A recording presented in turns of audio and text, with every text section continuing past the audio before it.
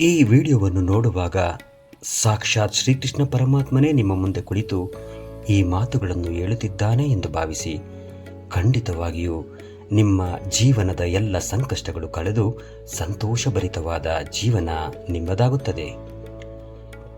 ಕೃಷ್ಣಂ ಒಂದೇ ಜಗದ್ಗುರು. ಆದುದೆಲ್ಲ ಒಳ್ಳೆಯದಕ್ಕೇ ಆಗಿದೆ, ಆಗುವುದೆಲ್ಲ ಒಳ್ಳೆಯದೇ ಆಗುತ್ತಿದೆ, ಆಗಲಿರುವುದೂ ಸಹ ಒಳ್ಳೆಯದೇ ಆಗಲಿದೆ. ರೋಧಿಸಲು ನೀನೇನು ಕಳೆದುಕೊಂಡಿರುವೆ? ಕಳೆದುಕೊಳ್ಳಲು ನೀನು ತಂದಿರುವುದಾದರೂ ಏನು? ನಾಶವಾಗಲು ನೀನು ಮಾಡಿರುವುದಾದರೂ ಏನು? ನೀನೇನು ಪಡೆದಿದ್ದರೂ ಅದನ್ನು ಇಲ್ಲಿಂದಲೇ ಪಡೆದಿರುವೆ. ಯಾವುದು ನಿನ್ನ ಭಾಗ್ಯದಲ್ಲಿ ಇದೆಯೋ ಅದು ನಿನಗೆ ಸಿಕ್ಕೇ ಸಿಗುತ್ತದೆ. ಯಾವುದು ನಿನ್ನದಲ್ಲವೋ ಅದು ನೀವು ಎಷ್ಟೇ ಪ್ರಯತ್ನಿಸಿದರೂ ಸಿಗಲಾರದು. ಚಿಂತೆ ಬಿಡು, ಜೀವನದಲ್ಲಿ ಬರುವುದೆಲ್ಲವ ಬಂದಂತೆ ಸ್ವೀಕರಿಸು.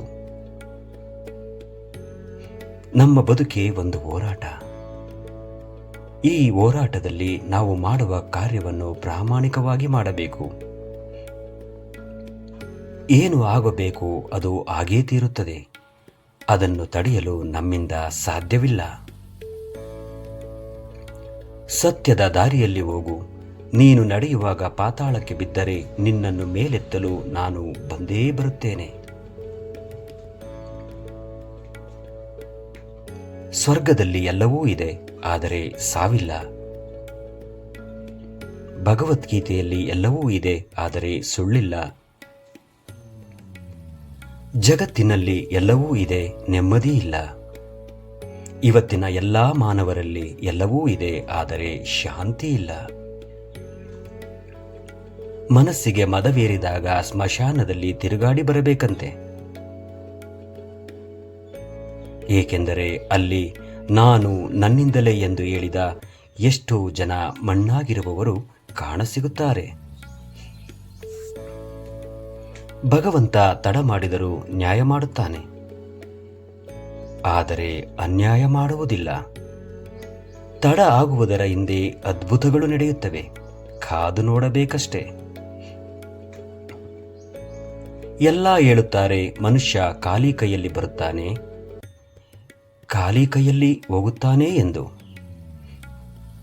ಆದರೆ ಮನುಷ್ಯ ಬರುವಾಗ ಭಾಗ್ಯದ ಜೊತೆ ಬರುತ್ತಾನೆ, ಹೋಗುವಾಗ ಕರ್ಮದ ಫಲಕೊಂಡು ಹೋಗುತ್ತಾನೆ. ಬದುಕುವುದಕ್ಕಾಗಿ ದುಡಿಯುವುದು ಅನಿವಾರ್ಯ. ಹಾಗಂತ ಫಲದ ಮೇಲೆ ಕಣ್ಣಿಟ್ಟು ಕೆಲಸ ಮಾಡಿದರೆ ನಿರಾಸೆ ಹೆಚ್ಚು. ಕೆಲಸವನ್ನು ಶ್ರದ್ಧೆಯಿಂದ ಪ್ರೀತಿಯಿಂದ ಮಾಡಿದರೆ ಫಲ ಇಂದಲ್ಲ ನಾಳೆ ದೊರಕಿಯೇ ದೊರಕುತ್ತದೆ. ಒಂದು ಬಾರಿ ಅರ್ಜುನ ಶ್ರೀಕೃಷ್ಣನನ್ನು ಕೇಳಿದ, ಈ ಗೋಡೆಯ ಮೇಲೆ ಒಂದು ಸಂದೇಶ ಬರೆ. ಅದು ಹೇಗಿರಬೇಕೆಂದರೆ, ಖುಷಿಯಲ್ಲಿದ್ದಾಗ ಓದಿದರೆ ದುಃಖವಾಗಬೇಕು, ದುಃಖವಾಗಿದ್ದಾಗ ಓದಿದರೆ ಖುಷಿಯಾಗಬೇಕು. ಕೃಷ್ಣನು ಬರೆದ, ಈ ಸಮಯ ಕಳೆದು ಹೋಗುತ್ತದೆ.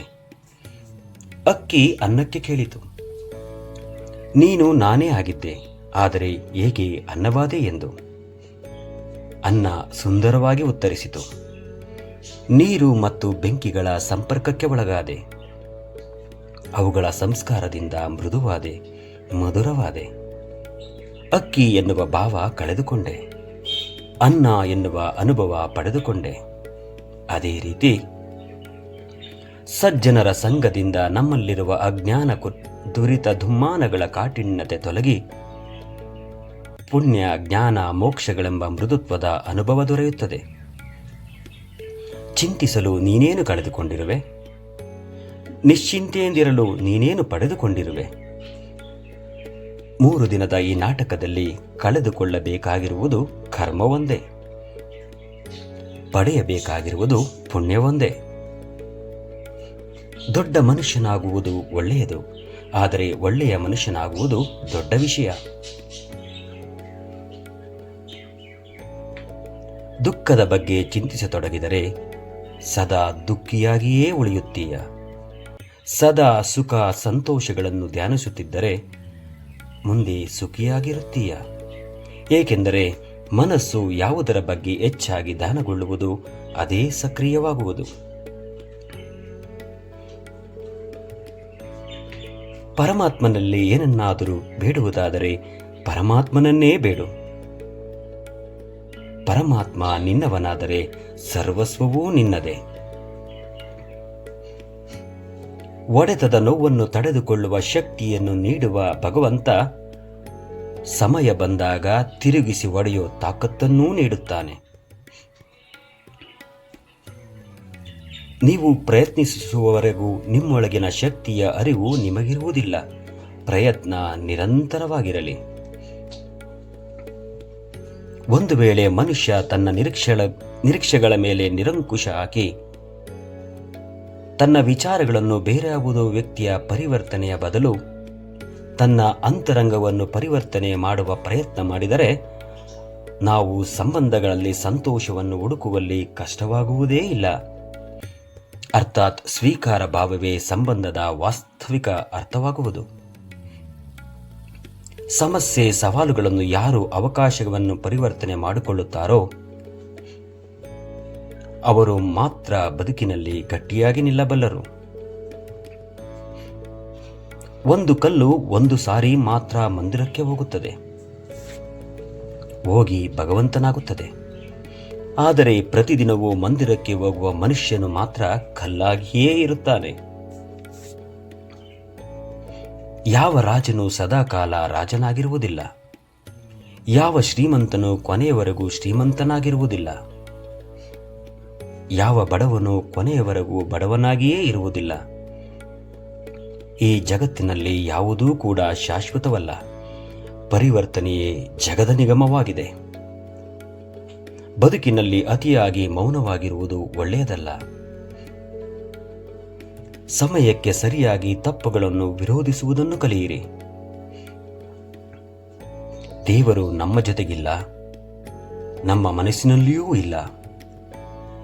ಕೇವಲ ನಮ್ಮ ಆತ್ಮ ವಿಶ್ವಾಸದಲ್ಲೇ ಇರುತ್ತಾನೆ. ಯಾವಾಗ ಮನುಷ್ಯನು ತಾನು ಮಾಡಿದ ಕರ್ಮ ಫಲಗಳನ್ನು ಇದೇ ಜನ್ಮದಲ್ಲಿ ಅಥವಾ ಮುಂದಿನ ಜನ್ಮದಲ್ಲಿ ಅನುಭವಿಸಬೇಕಾಗುತ್ತದೆ ಎಂಬ ಜ್ಞಾನವನ್ನು ಅರಿತುಕೊಳ್ಳುತ್ತಾನೋ ಆಗ ಇಡೀ ಜಗತ್ತು ಬದಲಾವಣೆಯತ್ತ ಸಾಗಿಬಿಡುತ್ತದೆ. ಚರಿತ್ರೆಯಲ್ಲಿ ಗೆದ್ದವನಿಗೆ ಗೆದ್ದವನು ಎನ್ನುವ ಜಾಗವಿದೆ. ಸೋತವನಿಗೂ ಕೂಡ ಇಂಥವನೊಂದಿಗೆ ಸೆಣಸಾಡಿ ಸೋತ ಎನ್ನುವ ಜಾಗವಿದೆ. ಆದರೆ ನಿಂತುಕೊಂಡು ನೋಡುವವರಿಗೆ, ಆಡಿಕೊಂಡು ನಗುವವರಿಗೆ ಚರಿತ್ರೆಯಲ್ಲಿ ಎಲ್ಲಿಯೂ ಕೂಡ ಜಾಗವಿಲ್ಲ. ಕೋಪದಿಂದ ಮಾತನಾಡಿದರೆ ಗುಣವನ್ನು ಕಳೆದುಕೊಳ್ಳುತ್ತೇವೆ. ಹೆಚ್ಚಾಗಿ ಮಾತನಾಡಿದರೆ ಶಾಂತಿಯನ್ನು ಕಳೆದುಕೊಳ್ಳುತ್ತೇವೆ. ಅನಗತ್ಯವಾಗಿ ಮಾತನಾಡಿದರೆ ಕೆಲಸವನ್ನು ಕಳೆದುಕೊಳ್ಳುತ್ತೇವೆ. ಅಹಂಕಾರದಿಂದ ಮಾತನಾಡಿದರೆ ಪ್ರೀತಿಯನ್ನು ಕಳೆದುಕೊಳ್ಳುತ್ತೇವೆ. ಸುಳ್ಳು ಮಾತನಾಡಿದರೆ ಹೆಸರನ್ನು ಕಳೆದುಕೊಳ್ಳುತ್ತೇವೆ. ವೇಗವಾಗಿ ಮಾತನಾಡಿದರೆ ಅರ್ಥವನ್ನು ಕಳೆದುಕೊಳ್ಳುತ್ತೇವೆ. ಪ್ರೀತಿಯಿಂದ ಮಾತನಾಡಿದರೆ ಎಲ್ಲವನ್ನೂ ಗಳಿಸುತ್ತೇವೆ. ಬದುಕಿನಲ್ಲಿ ಏನೇ ನಡೆದರೂ ಒಳ್ಳೆಯದೇ. ವರ್ತಮಾನದಲ್ಲಿ ಏನಾಗುತ್ತಿದೆಯೋ ಅದೆಲ್ಲವೂ ಉತ್ತಮವಾಗಿಯೇ ನಡೆಯುತ್ತದೆ. ಮುಂದೆ ಏನಾಗುವುದು ಅದೆಲ್ಲವೂ ಚೆನ್ನಾಗಿಯೇ ಇರುತ್ತದೆ. ಭವಿಷ್ಯದ ಬಗ್ಗೆ ಚಿಂತಿಸಬೇಡ, ವರ್ತಮಾನದಲ್ಲಿ ಜೀವಿಸಿ. ಒಂದು ಬಾರಿ ಅರ್ಜುನ ಶ್ರೀಕೃಷ್ಣನನ್ನು ಕೇಳುತ್ತಾನೆ, ಎಲ್ಲವೂ ಹಣೆಬರಹದಲ್ಲೇ ಬರೆದಿದ್ದರೆ ಪ್ರಯತ್ನಪಟ್ಟು ಫಲವೇನು ಎಂದು. ಆವಾಗ ಶ್ರೀಕೃಷ್ಣನು ಉತ್ತರಿಸುತ್ತಾನೆ, ಯಾರಿಗೆ ಗೊತ್ತು, ಪ್ರಯತ್ನ ಪಟ್ಟರೆ ಸಿಗುತ್ತದೆ ಎಂದು ಹಣೆಬರಹದಲ್ಲಿ ಬರೆದಿದ್ದರೆ. ಪ್ರಯತ್ನಂ ಸರ್ವ ಸಿದ್ಧಿ ಸಾಧನಂ. ಒಮ್ಮೆ ನಾರದರು ಶ್ರೀಕೃಷ್ಣನನ್ನು ಕೇಳಿದರಂತೆ, ಈ ಪ್ರಪಂಚದಲ್ಲಿ ಎಲ್ಲರೂ ದುಃಖಿಗಳಾಗಿದ್ದಾರೆ ಏಕೆ ಎಂದು. ಆಗ ಶ್ರೀಕೃಷ್ಣನು ಮುಗುಳ್ನಗುತ್ತಾ ಹೇಳಿದನಂತೆ, ಸುಖ ಎಲ್ಲರ ಬಳಿಯೂ ಇದೆ, ಆದರೆ ಎಲ್ಲರೂ ಇನ್ನೊಬ್ಬರ ಸಂತೋಷದಿಂದ ದುಃಖಿಗಳಾಗಿದ್ದಾರೆ ಅಷ್ಟೇ. ನೆಮ್ಮದಿ ಯಾವುದೇ ವಸ್ತು ಹಣದಲ್ಲಿ ಇರುವುದಿಲ್ಲ, ನಮ್ಮ ಆಲೋಚನೆ ಮತ್ತು ಮನಸ್ಸಿನಲ್ಲಿ ಇರುತ್ತದೆ. ಕಷ್ಟಪಡದೆ ಸಿಕ್ಕ ಫಲ ಎಂದಿಗೂ ಸುಖ ಕೊಡುವುದಿಲ್ಲ. ಸುಖವನ್ನು ಕಷ್ಟಪಡುವುದರಲ್ಲಿ ಹುಡುಕಿ.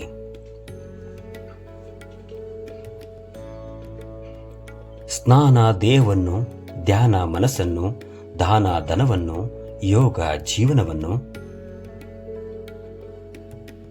ಪ್ರಾರ್ಥನೆ ಆತ್ಮವನ್ನು, ವ್ರತ ಆರೋಗ್ಯವನ್ನು, ಕ್ಷಮೆ ಸಂಬಂಧಗಳನ್ನು, ಪರೋಪಕಾರವನ್ನು, ಅದೃಷ್ಟವನ್ನು ಪವಿತ್ರಗೊಳಿಸುತ್ತದೆ. ಕೇವಲ ದೇವರನ್ನು ಪೂಜಿಸುವುದರಿಂದ ಪುಣ್ಯ ಬರುವುದಿಲ್ಲ. ಉತ್ತಮ ಬುದ್ಧಿ, ಉತ್ತಮ ಯೋಚನೆ, ಉತ್ತಮ ಕೆಲಸ, ಉತ್ತಮ ಮಾತು, ಉತ್ತಮ ವರ್ತನೆ,